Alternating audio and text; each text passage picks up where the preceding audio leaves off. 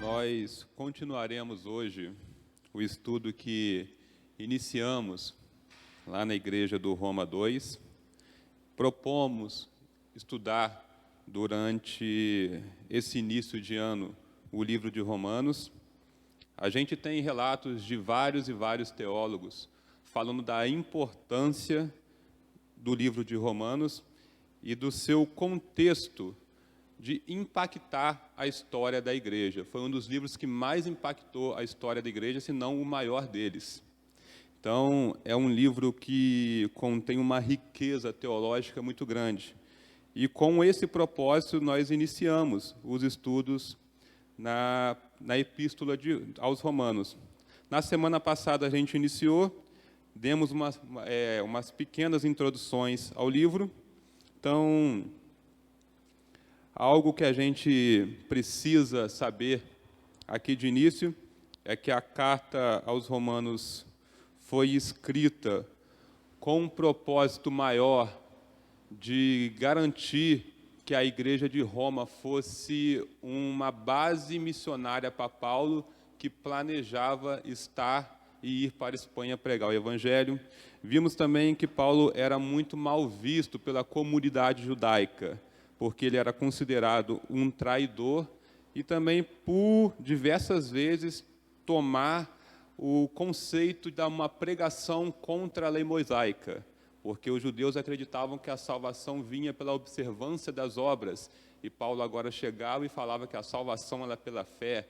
Então eles acreditavam que Paulo estava pregando algo novo, né? Então Paulo faz os seus argumentos no livro de Romanos, falando, olha, eu não prego algo novo, eu prego algo que os profetas já estavam avisando, já tinham falado. Então, é sobre essa luz que Paulo escreveu o livro aos Romanos. Eu convido vocês, quem quiser abrir, pode abrir as suas Bíblias em Romanos 1, no capítulo 1, versículo 8 até o 13.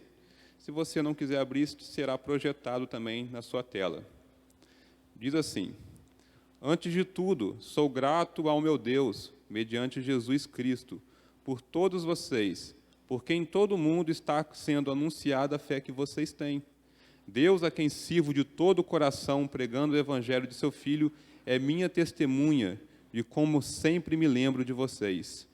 Em minhas orações, e peço que agora, finalmente, pela vontade de Deus, seja-me aberto o caminho para que eu possa visitá-los. Anseio vê-los a fim de compartilhar com vocês algum dom espiritual para fortalecê-los, isto é, para que eu e vocês sejamos mutuamente encorajados pela fé. Quero que vocês saibam, irmãos, que muitas vezes planejei visitá-los, mas fui impedido de fazê-lo até agora.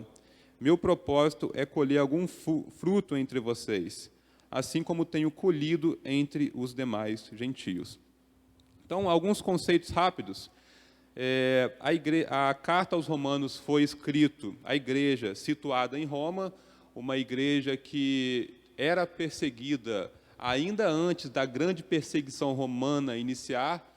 Por quê? Porque em um dos conflitos entre judeus e cristãos nas sinagogas romanas, o imperador Cláudio decreta a expulsão desses dois povos. Então, era uma igreja que já estava escondida, tá? Então, era uma igreja de Roma. Outro ponto é que Paulo não tinha fundado a igreja de Roma. Paulo não foi o fundador. Possivelmente foi prosélitos que estavam lá na festa de Pentecostes, que voltaram, que se converteram na festa de Pentecostes, quando Pedro prega e volta e funda a igreja. Então, Paulo não fundou a igreja de Roma. Segundo ponto, Paulo estava no final de sua terceira viagem missionária. Então, Paulo já tinha feito a primeira, a segunda, e ele estava no final da sua terceira viagem missionária, prestes a ir para Jerusalém, levando consigo as ofertas que ele tinha arrecadado nessa viagem, para levar para os irmãos carentes da Judéia. Então, Paulo estava no final da sua terceira viagem missionária. Se você vê agora aí na sua tela, está sendo projetado, o caminho que Paulo faz. Então, você percebe aí que ele parte da Antioquia, que foi a base que enviou Paulo para as demais igrejas. E se você for comparar com o mapa atual, esse mapa, o percurso que Paulo fez, foi ali na região da Turquia e também na região da Grécia, tá? E logo após ele vai para Jerusalém. Outro ponto é que Paulo planejava, após ir a Jerusalém, passar por Roma, usar Roma como base missionária e então ir para a Espanha pregar o Evangelho, porque ele via ali um campo fértil, um campo que não tinha sido ainda alcançado.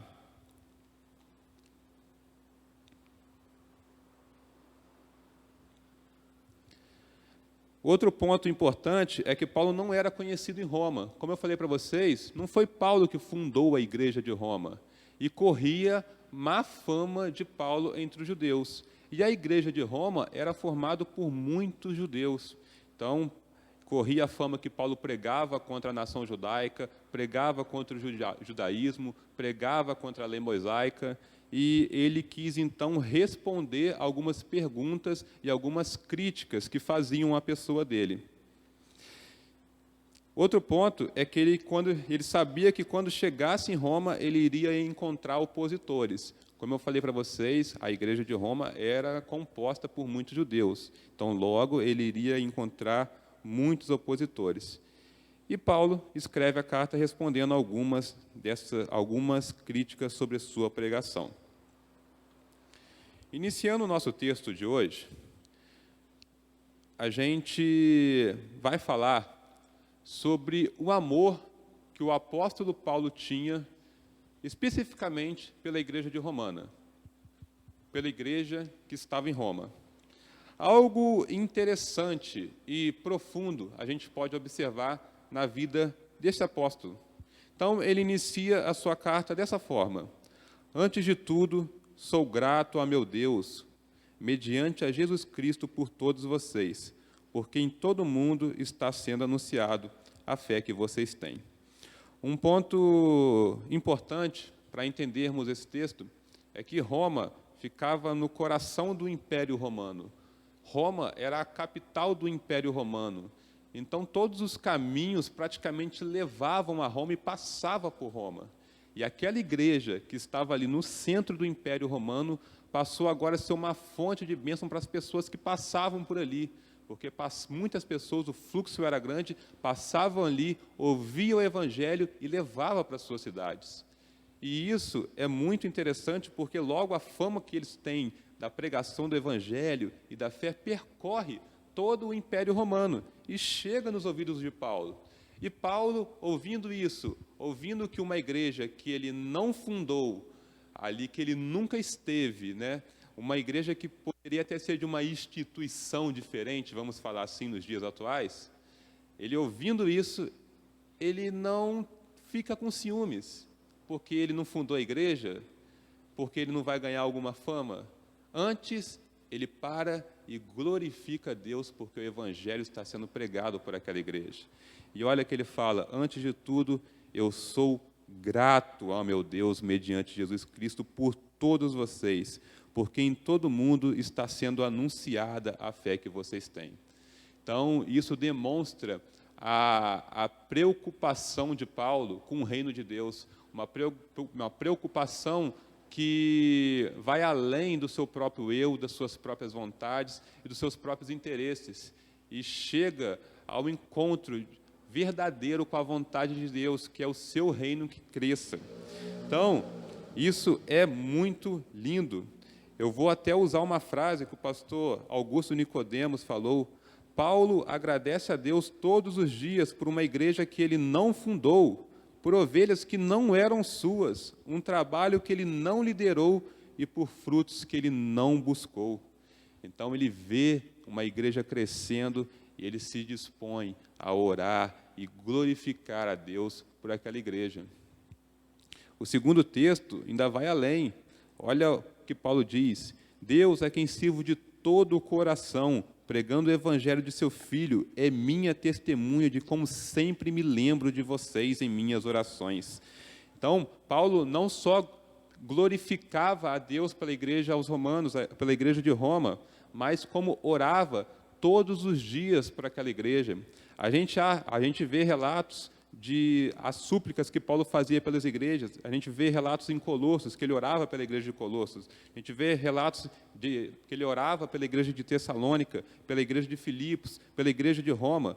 Paulo glorificava a Deus por todas as igrejas que ele havia passado. Apenas uma não é relatado na Bíblia, porém eu acredito que ele também glorificava, que era a igreja de Galácia. Ele não relata isso no seu texto, porque a igreja de Galácia, infelizmente, estava sendo corrompida por falsos mestres e falsas teologias.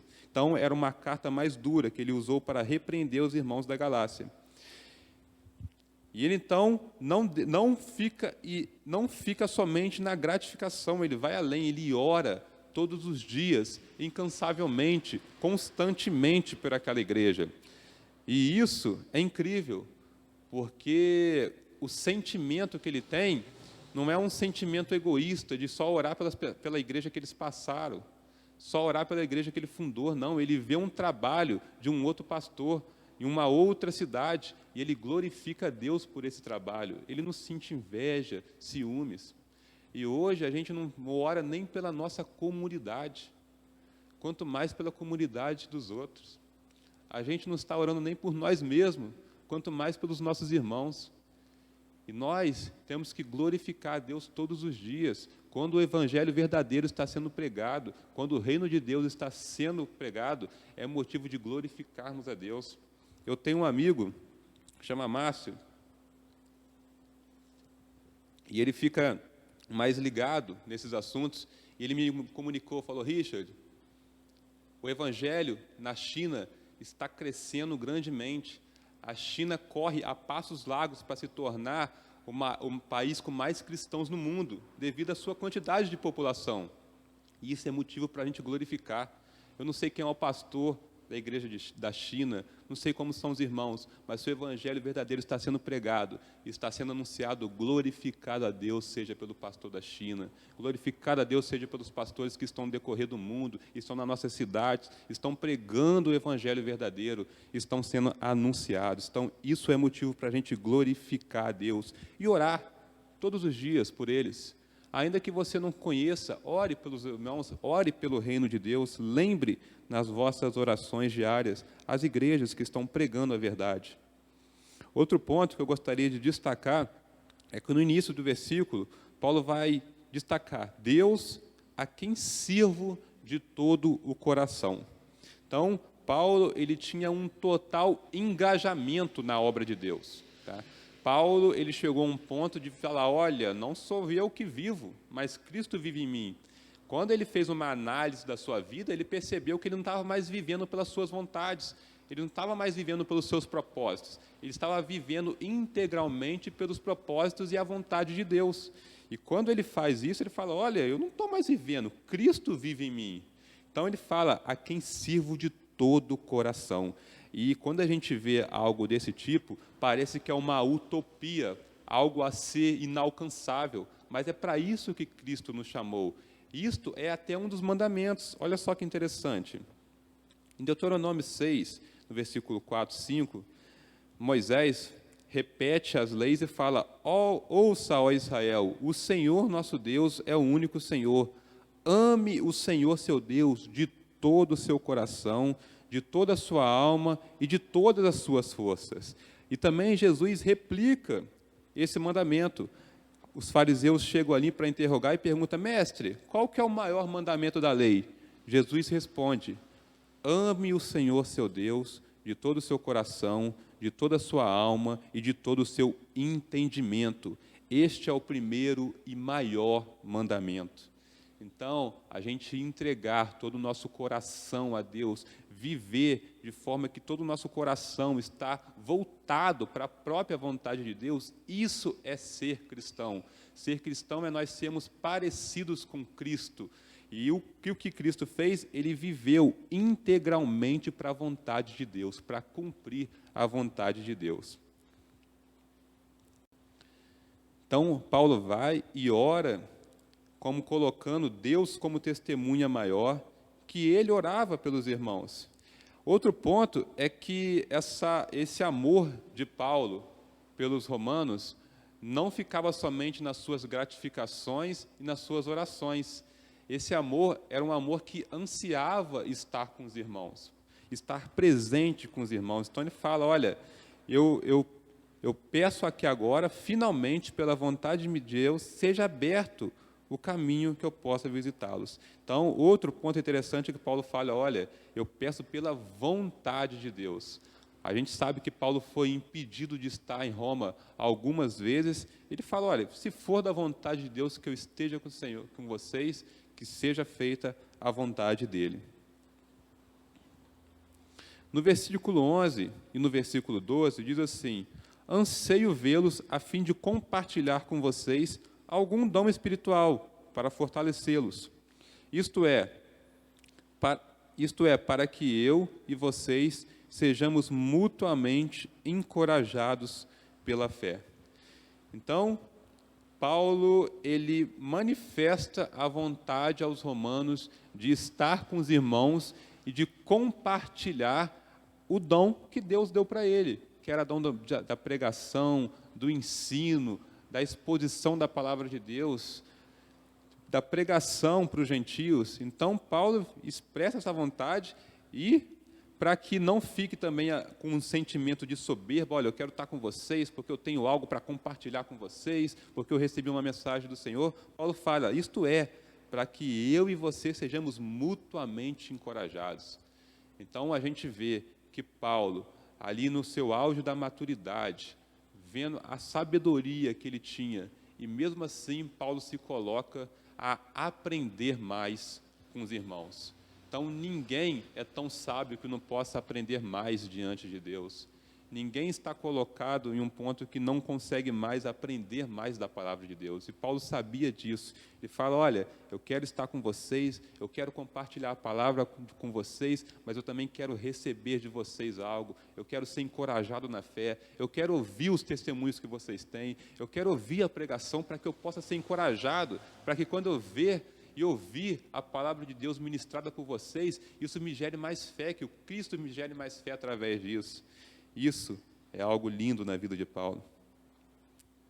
Em Romanos 13, Paulo finaliza o seu texto dizendo, quero que vocês saibam, irmãos, que muitas vezes planejei visitá-los, mas fui impedido de fazê-lo até agora. Meu propósito é colher algum fruto entre vocês, assim como tenho colhido entre os demais gentios. Bem, irmãos, eu comuniquei para vocês aqui no início do estudo que Paulo ele tinha um planejamento. No final da sua terceira viagem missionária, indo para Jerusalém, levando as ofertas, ele planejava ir em Jerusalém e já tomar caminho, passar por Roma e ir até a Espanha, até a região da Espanha, pregar o Evangelho. Porém, ele vai falar aqui no versículo 13, que ele algumas vezes planejou visitar a igreja de Roma, mas foi impedido de estar com os irmãos. Esse impedimento, às vezes, pode ter ocorrido pelo próprio ministério, pelo próprio cuidado que ele tinha com as suas igrejas. Às vezes aparecia ali algum problema pastoral, ele tinha que ir até aquela cidade. Coríntios, a igreja que estava em Corinto foi uma igreja que deu muito trabalho para Paulo, então ele teve que ter um trabalho maior de exortação, e entre outras. Então, esse foi um dos motivos que ele foi impedido. Só que o que eu gostaria de falar para vocês aqui é o seguinte, assim que Paulo chega em Jerusalém, ele é recebido pelos irmãos cristãos, mas logo não demorou muito para que ele fosse preso pelos judeus. Como eu falei para vocês, Paulo ele era mal visto pela comunidade judaica. Paulo era mal visto porque ele pregava a salvação pela fé, em um contexto onde os irmãos acreditavam que a salvação vinha através da observância das boas obras. Então ele falava, olha, Paulo está pregando contra a lei mosaica, Paulo está pregando contra a nação judaica, fora que ele era considerado um traidor, um fariseu, um zeloso da lei, agora um cristão, um traidor da sua própria pátria. Então os judeus, não perdendo a oportunidade, prende ele em Jerusalém. Então, se você for ver ali em Atos 23, ele é apresentado perante o Sinédrio e a história vai cerca de 2 anos após isso, ele preso em Jerusalém, ele chega finalmente em Roma, concretiza, né, o seu anseio, o seu desejo de estar com os irmãos romanos. Só que ele não chega bem do jeito que ele planejava. Paulo chega algemado em Roma. Chega algemado, preso, entregue pelos líderes judeus ao então imperador. Ele ia ter ali um julgamento, o qual ele solicitou sendo um homem romano. Então ele ia ser julgado pelo imperador, e a Bíblia vai relatar que quando ele chega em Roma, preso, ele tem uma audiência, depois os irmãos de Roma recebem ele fica ali algum tempo preso, porém ele solicita que essa prisão não fosse mais em prisões, mas em casa.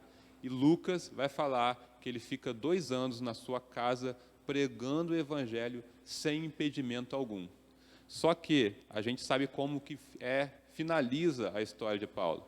Paulo, em Roma, 2 anos após ele chegar, o imperador Nero decreta então a sua morte, ali no chamado Circo de Nero, onde hoje está a Basílica de São Pedro, lá em Roma.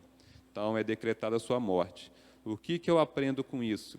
É que mesmo a gente fazendo planos, mesmo a gente pensando no Evangelho, é Deus que concretiza todos os nossos planos. E mesmo diante da frustração dos seus planos, Paulo não se deixou desanimar, não colocou Deus em prova, não, ele somente seguiu os planos de Deus, ele seguiu a vontade de Deus. Mesmo com seus planos frustrados, Paulo nunca esteve em Roma, não foi permitido, Deus não permitiu que ele fosse até lá, mas mesmo assim, Paulo passou os seus últimos dias pregando o Evangelho, e Lucas vai destacar isso, sem impedimento algum. Então, irmãos, o que eu aprendo com isso? É que os planos são nossos, mas quem concretiza de fato é Deus. Quem concretiza todos os nossos planos é Deus. Outro ponto importante nessa passagem é que os planos de Paulo eram voltados para o Evangelho. E analisando a nossa vida hoje, qual que são os nossos planos para o Evangelho? Qual que são os nossos planos para o reino de Deus? Passamos e vivemos fazendo planos diariamente para o nosso próximo dia, para a nossa próxima semana, para o nosso próximo mês. E analisando esses planos que você fez, quais estão voltados para o Evangelho? Quais estão voltados para o reino de Deus? Então, faça planos, faça para o reino de Deus, e saiba que quem irá concretizar esses planos é o próprio Deus, se for da vontade dele. Para a gente finalizar, para refletir e praticar, Deus transforma pessoas, de Saulo de Tarso para Paulo dos gentios. Isto é incrível, irmãos. A gente vê no livro de Atos a transformação de Saulo, que era um fariseu, um zeloso pela lei, o homem que praticava e executava a lei judaica.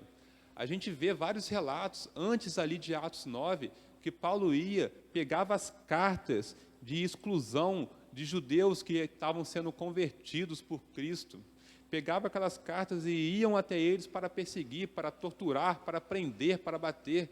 E uma dessas vezes, Paulo pega essas cartas, vai ao encontro desses cristãos, e no caminho de Damasco, ele encontra com Cristo.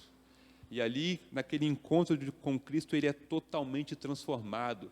Aquele homem zeloso pela lei agora passa a pregar uma salvação pela fé, a salvação genuína, que existia antes e depois de Cristo. A salvação pela fé não é algo novo que Paulo estava pregando, era isso que ele ia falar, e a gente vai estudar isso daqui ao longo da carta aos Romanos.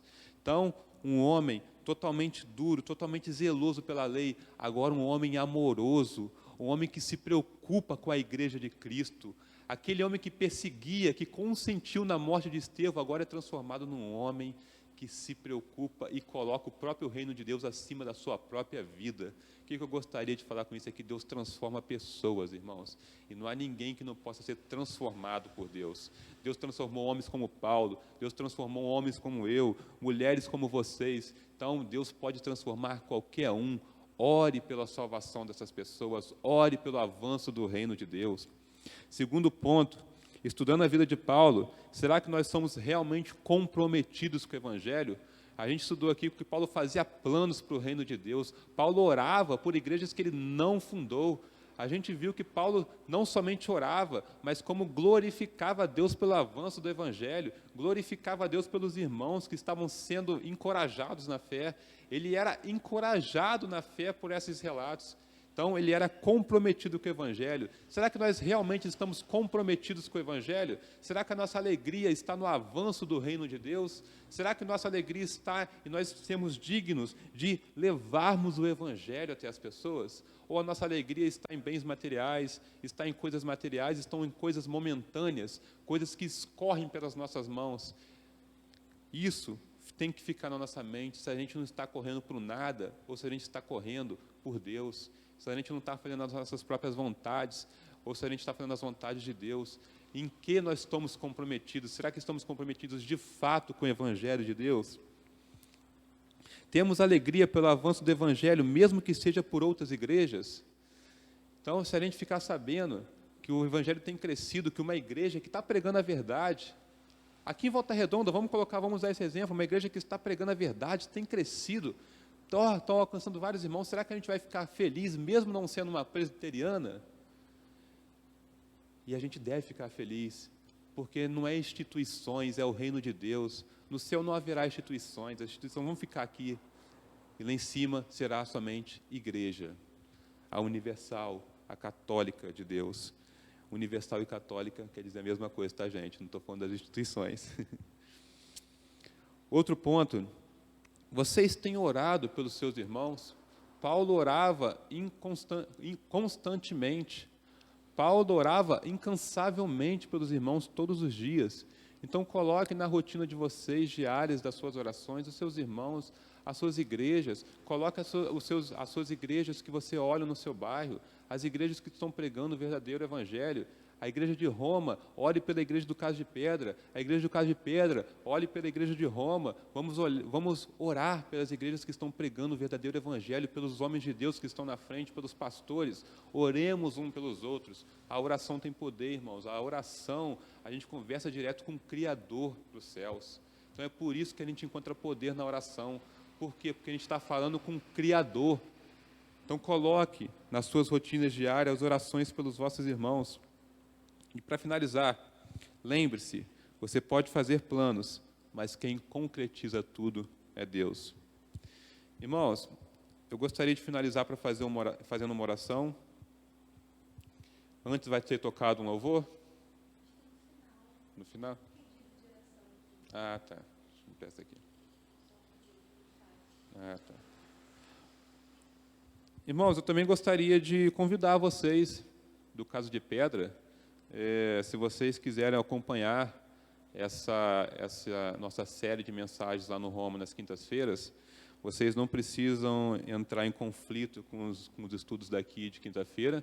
Vocês podem assistir normalmente os estudos de quinta-feira aqui no Caso de Pedra, e no sábado está sendo lançado no nosso canal os estudos de quinta. Então, a gente está gravando lá offline e posta nos sábados.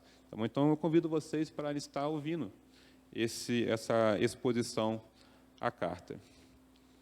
Irmãos, temos alguns pedidos de oração. Vou falar para vocês anotarem, e após faremos a oração final. Motivos de oração: saúde, Dona Diva, mãe do presbítero Joel, Vicente Cabral, Alice, Dona Berta e família. Também coloco mais um que foi falado agora no nosso grupo do Roma, pela saúde da Esther e do Thales, filho e nora do evangelista Rogério. Sim. Oi? E oração pela irmã Lúcia Helena. Então, irmãos, oremos. Senhor, meu Deus e meu Pai, queremos te glorificar pela oportunidade qual o Senhor nos dá de podermos estar aqui reunidos, Pai, aprendendo sobre a sua palavra. Que o Senhor, Pai, venha quebrar os nossos corações e que ela possa penetrar a tal modo de transformar as nossas vidas, Pai. Que o Senhor venha operar o teu querer e o teu realizar em nossas vidas. Que nós possamos, Pai, ser tão comprometidos com o Teu Evangelho como o Senhor fez de Paulo, como o Senhor fez dos apóstolos. Que o Senhor venha colocar esse desejo no nosso coração, esse desejo pela pregação do Teu Evangelho, esse desejo pelo avanço do reino de Deus, Senhor. Que, Pai, queremos Te agradecer, porque o Senhor está nas nossas vidas, porque nós fomos, Pai, encontrados, fomos achados por Ti, e nós podemos falar que hoje o Senhor é o nosso Deus, o Criador do mundo é o nosso Deus. Te pedimos também, Pai, pelos pedidos de oração, te pedimos pela Dona Diva, Pai, a mãe do presbítero Joel, que está enferma, que o Senhor possa cuidar dela, Pai. Se for da sua vontade, que o Senhor venha trazer a cura. Cuide da sua filha, Senhor. O irmão Vicente Cabral, a irmã Alice, Dona Berta e a família dela, Pai. Que o Senhor possa abençoar, guardar, iluminá-los, Pai. Eu não sei qual é o pedido de oração específico, Senhor, deles, mas o Senhor sabe. Que o Senhor possa entrar com a providência na vida deles, Senhor. Te pedimos também pela irmã Luciene, Pai. Que o Senhor possa guardá-la, abençoá-la, Pai, e protegê-la. Te pedimos pelo Thales, Pai, e pela Esther. Que o Senhor possa também, Pai, cuidar da saúde dos teus filhos, Pai, que estão necessitando. Isso tudo, Pai, te pedimos em nome de Jesus. Amém.